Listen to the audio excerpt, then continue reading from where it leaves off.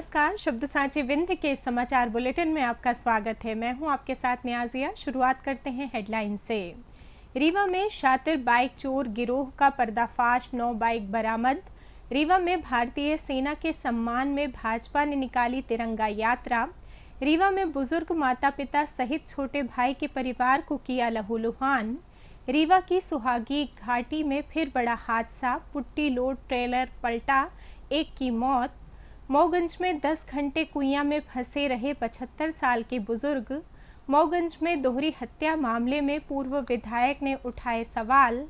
रीवा में सूने घरों का ताला तोड़कर लाखों के सोने चांदी के जेवरात पार। ITI रीवा में युवा संगम कार्यक्रम 26 मई को। मैहर जिले में चौड़ीकरण के दौरान सड़क के बीच में छोड़ा हैंडपंप, हादसे का डर। मऊगंज जिले के सभी थानों में ई-सम्मन प्रणाली शुरू। वेतन को लेकर सिंगरौली ट्रामा सेंटर में कर्मचारियों की हड़ताल और MP के 39 जिलों में आंधी बारिश की चेतावनी। जादू देखा है, हम दिखाते हैं। आप सोचिए, हम बनाते हैं। अपने घर या ऑफिस को सजाएं मनपसंद डिजाइन के कस्टमाइज वॉलपेपर्स, ब्लाइंड्स, पेंटिंग्स और लेजर कटिंग से बनी आकर्षक चीजों से। आज ही कॉल कीजिए 7611125428, क्योंकि आपकी कल्पनाओं को पंख देना भी जरूरी है। अब खबरें विस्तार से। रीवा पुलिस ने एक शातिर बाइक चोर गिरोह का पर्दाफाश किया है। आरोपियों के पास से बड़ी संख्या में चोरी की बाइक और गाड़ी के पार्ट बरामद हुए हैं। जानकारी के मुताबिक समान थाना क्षेत्र में 2 बदमाशों के संदिग्ध अवस्था में घूमते देखे जाने की सूचना पुलिस को मिली थी, जिसके बाद SP विवेक सिंह के निर्देश पर CSP शिवाली चतुर्वेदी व थाना प्रभारी विकास कपीस ने घेराबंदी कर दोनों बदमाशों को पकड़ लिया। बदमाशों के पास से मिली मोटरसाइकिल चोरी की निकली, जिसे थाने में लाकर जब सख्ती से पूछताछ की गई तो एक बड़े बाइक चोर गिरोह का पर्दाफाश हुआ। आरोपियों की निशानदेही पर पुलिस ने कुल 9 बाइक बरामद की हैं। जैसा कि आप लोग जानते हैं कि लगातार क्षेत्र में बाइक चोरी की घटनाएं हो रही थी। इसी के चलते कायमी की गई थी और पुलिस जो थी वो अलर्ट मोड में थी। कल हमें ये सूचना मिली बुकवीर के माध्यम से कि दून स्कूल के पास 2 व्यक्ति संदिग्ध देखे गए हैं और संभवतः उनके पास चोरी की मोटरसाइकिल्स हैं। जैसे ही हमें ये सूचना मिली तो थाना प्रभारी के नेतृत्व में टीम को रवाना किया गया। उन दोनों लोगों को लोकेट किया गया, राउंड अप किया गया और उन लोगों से पूछताछ की गई। पूछताछ में जो 2 बाइक्स थी वो रिकवर हुई, जो कि चोरी की बताई गई और चोरी की ही पाई गई। और सख्ती से पूछताछ करने पर 7 और बाइक्स इन्हीं 2 व्यक्तियों से रिकवर की गई, जो कि चोरी की ही थी। इस प्रकार से टोटल 9 बाइक और एक बाइक्स को काटने का कटर यह जब्त किया गया है, जिसकी कीमत लगभग 7,70,000 रुपए। जो 2 व्यक्ति गिरफ्तार किए गए हैं, एक प्रद्युमन चतुर्वेदी हैं जो कि जिला मैहर के रहने वाले हैं। दूसरे मोहम्मद सद्दाम हैं जो कि गोविंदगढ़ जिला रीवा के रहने वाले हैं। दोनों ही आरोपियों ने बताया चोरी करने की बाइक्स को चोरी करने की बात को कबूला है और ये बताया कि उनके द्वारा इन बाइक्स को बेच दिया जाता था या तो कटर से काट के पार्ट्स में अलग अलग कर दिया जाता था। रीवा में राष्ट्रीय सुरक्षा के लिए नागरिक अभियान के बैनर तले भारतीय सैनिकों के सम्मान में भाजपा द्वारा तिरंगा यात्रा निकाली गई। शनिवार शाम 4:30 बजे तिरंगा यात्रा स्वामी विवेकानंद पार्क से प्रारंभ हुई। भाजपा जिला अध्यक्ष वीरेंद्र गुप्ता के नेतृत्व में निकाली गई इस तिरंगा यात्रा में भाजपा पदाधिकारी एवं कार्यकर्ता सहित शहर के देशभक्त बड़ी संख्या में शामिल हुए। इस दौरान सभी लोग हाथों में तिरंगा थामे हुए भारत माता और भारतीय सेना के जयकारे लगाते रहे। यात्रा का समापन जय स्तंभ चौराहे पर भारत माता की आरती के साथ हुआ। इस तिरंगा यात्रा में उप मुख्यमंत्री राजेंद्र शुक्ला प्रमुख रूप से शामिल हुए। रीवा जिले की सुहागी घाटी पर फिर एक बार सड़क हादसा हुआ है। रीवा प्रयागराज हाईवे पर मौजूद इस घाटी में पुट्टी से लोड एक ट्रेलर अनियंत्रित होकर पलट गया। हादसे में चालक और खलासी ट्रक की चपेट में आ गए, जिसमें से एक व्यक्ति की उपचार के दौरान मौत हो गई, जबकि दूसरा गंभीर रूप से घायल है। घटना के संबंध में सुहागी थाना प्रभारी पवन शुक्ला ने बताया कि शनिवार सुबह करीब 6:30 बजे उन्हें इस घटना की सूचना मिली, जिसके बाद वो मौके पर पहुंचे तो देखा कि पुट्टी से लोड ट्रेलर पलटा हुआ है और ट्रक की स्टीयरिंग और केबिन में 2 लोग फंसे हुए थे, जिन्हें जेसीबी की मदद से बाहर निकाला गया। दोनों घायलों को उपचार के लिए अस्पताल भेजा गया, जहां मोनू राय निवासी मऊ उत्तर प्रदेश की उपचार के दौरान मौत हो गई, जबकि दूसरा गंभीर रूप से घायल है, जिसका उपचार अभी जारी है। रीवा जिले के सिमरिया थाना क्षेत्र में पारिवारिक विवाद की वजह से हुए खूनी संघर्ष में कई लोग घायल हो गए। बड़े भाई और भतीजे ने मिलकर बुजुर्ग माता पिता सहित छोटे भाइयों और उनके परिवार पर हमला कर उन्हें घायल कर दिया। घायलों को उपचार के लिए संजय गांधी अस्पताल में ले जाया गया है। विवाद की वजह घरेलू कलह बताई जा रही है। घटना के संबंध में घायल मोतीलाल साकेत ने बताया कि पारिवारिक विवाद के चलते उसके बड़े भाई और भतीजे ने मिलकर परिवार के अन्य सदस्यों के साथ मारपीट की। पीड़ित के मुताबिक बड़े भाई ने न सिर्फ माता पिता को लाठी डंडों से पीट कर घायल कर दिया, बल्कि उसे और उसके परिवार के लोगों पर भी जमकर लाठी डंडे बरसाए। इस घटना में बुजुर्ग माता पिता सहित आधा दर्जन लोगों को चोटें आई हैं। मामले की शिकायत सिमरिया थाने में दर्ज कराई गई है।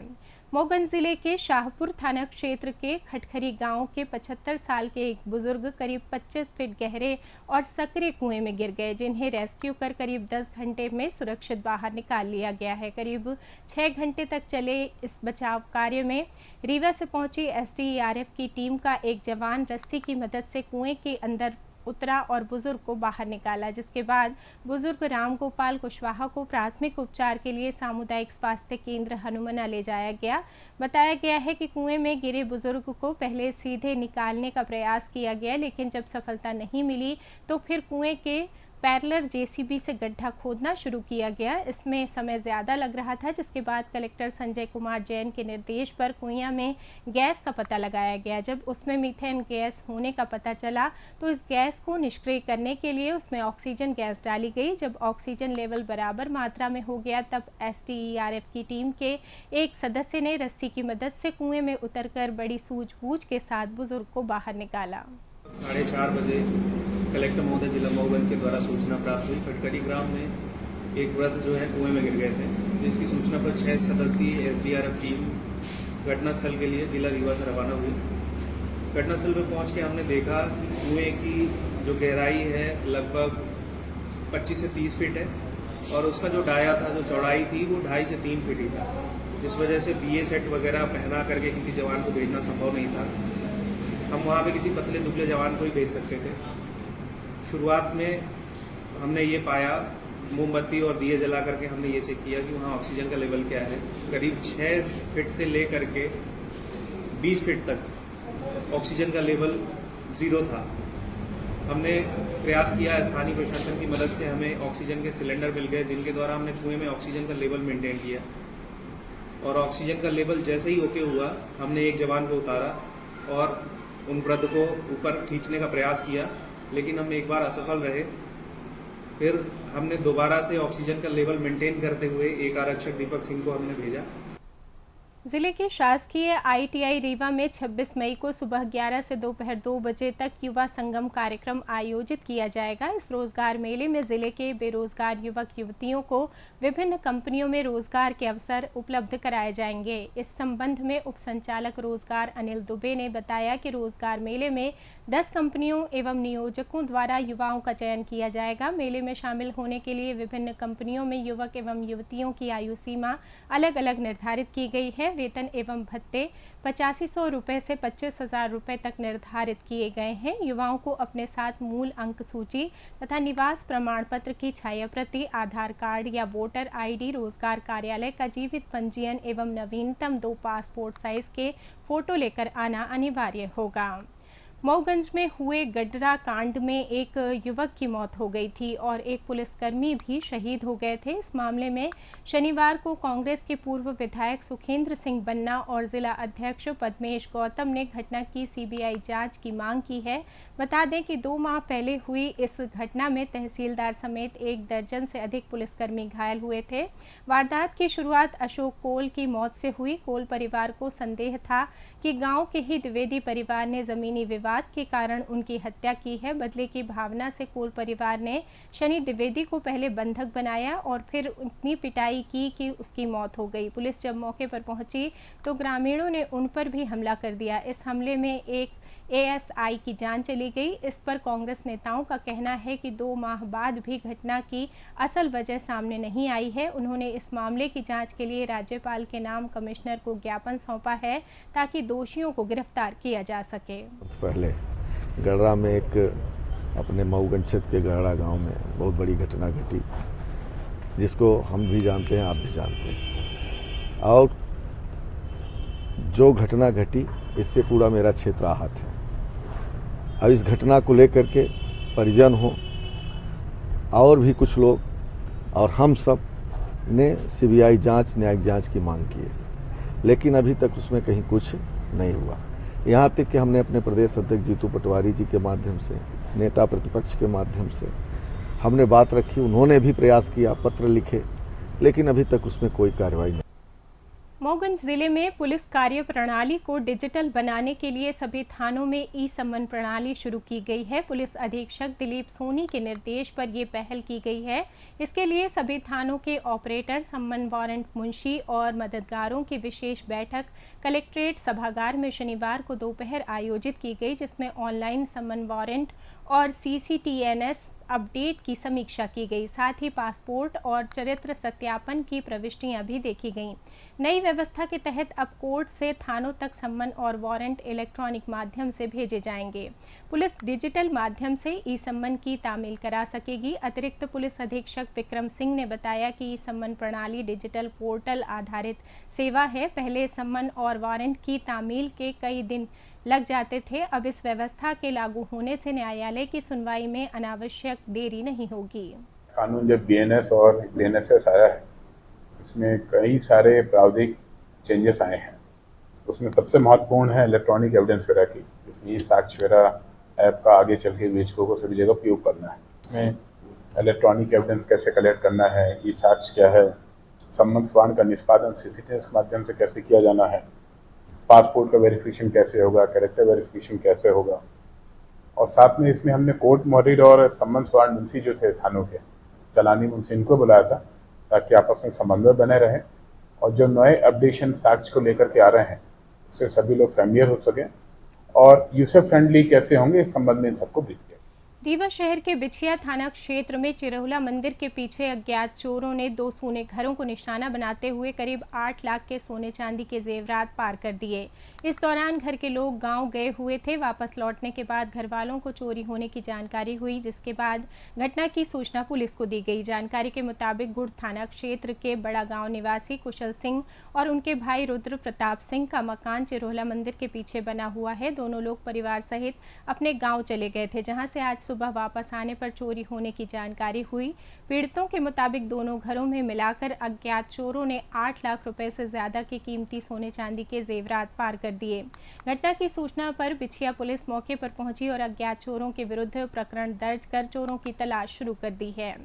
मैहर जिले में सड़क निर्माण के दौरान एक अजीब दृश्य सामने आया है। दरअसल रामनगर के जिगना से भैसरहा मार्ग पर सड़क निर्माण कार्य के दौरान सड़क के बीच में स्थित हैंडपंप को हटाने की बजाय उसके चारों ओर पक्की सड़क बना दी गई है। बता दें कि ये निर्माण कार्य Madhya Pradesh road development corporation की निगरानी में चल रहा है और शिव शक्ति कंस्ट्रक्शन कंपनी द्वारा सड़क चौड़ीकरण का ये कार्य किया जा रहा है। कायदे से निर्माण कार्य के दौरान संबंधित विभाग को सूचित कर इसे हटाया जाना चाहिए था, क्योंकि सड़क के बीच ये हैंडपंप कभी भी हादसे का कारण बन सकता है। लेकिन इस मामले में कंपनी ने ना तो PHE विभाग को सूचित किया और ना ही हैंडपंप को हटाने की कोई कार्रवाई की। सिंगरौली जिले के ट्रॉमा सेंटर में 53 आउटसोर्स कर्मचारियों ने शनिवार से हड़ताल शुरू कर दी, जिससे अस्पताल की साफ सफाई और सुरक्षा व्यवस्था प्रभावित हुई है। दरअसल प्रवीण सुरभि सिक्योरिटी सर्विस के तहत काम करने वाले इन कर्मचारियों को पिछले 3 महीने से वेतन नहीं मिला है। कर्मचारियों ने अपर कलेक्टर PK सेन गुप्ता को ज्ञापन सौंपा है। सफाई कर्मियों के मुताबिक ठेकेदार वेतन मांगने पर धमकी देता है और नौकरी से निकालने की बात करता है। वहीं 3 महीने से वेतन न मिलने पर भी प्रबंधन ने कोई कार्रवाई नहीं की। हड़ताली कर्मचारियों में सफाई कर्मचारी और सुरक्षा गार्ड शामिल हैं। ये कर्मचारी अस्पताल में मरीजों की सुरक्षा व्यवस्था भी देखते हैं। इस मामले में मुख्य चिकित्सा एवं स्वास्थ्य अधिकारी NK जैन ने कहा कि समस्या ठेकेदार की तरफ से है, वो ही इसका समाधान निकालेंगे। उन्होंने ये भी कहा कि इसमें अस्पताल प्रबंधन भी दोषी है। बात करें मौसम की तो मौसम विभाग के मुताबिक शनिवार को देश के 24 राज्यों में आंधी बारिश और तूफान का अलर्ट है। वहीं मध्य प्रदेश में मौसम विभाग ने अगले 4 दिन यानी 20 मई तक आंधी बारिश के साथ ही हीट वेव की चेतावनी जारी की है। शनिवार को 39 शहरों में आंधी बारिश का अलर्ट है।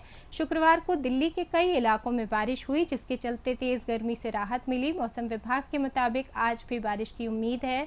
वहीं रीवा की बात करें तो दिन भर गर्म हवाएं और लू जैसे हालात बने रहे। दोपहर तक सड़कों पर सन्नाटा पसरा रहा। वहीं दोपहर बाद अचानक बादल छा गए और धूल भरी आंधी चलने लगी। जिले के कुछ स्थानों पर बूंदाबांदी भी हुई, जिसके बाद गर्मी से कुछ राहत मिली। इसी के साथ ये समाचार बुलेटिन समाप्त हुआ। कल फिर मिलेंगे नई खबरों के साथ। जुड़े रहिए शब्द सांची विंध्य से, और विंध्य से जुड़ी तमाम खबरों के लिए हमारे चैनल को सब्सक्राइब कर दें। अपने आसपास की खबरें हम तक पहुंचाने के लिए स्क्रीन पर दिए नंबर पर आप संपर्क भी कर सकते हैं। धन्यवाद।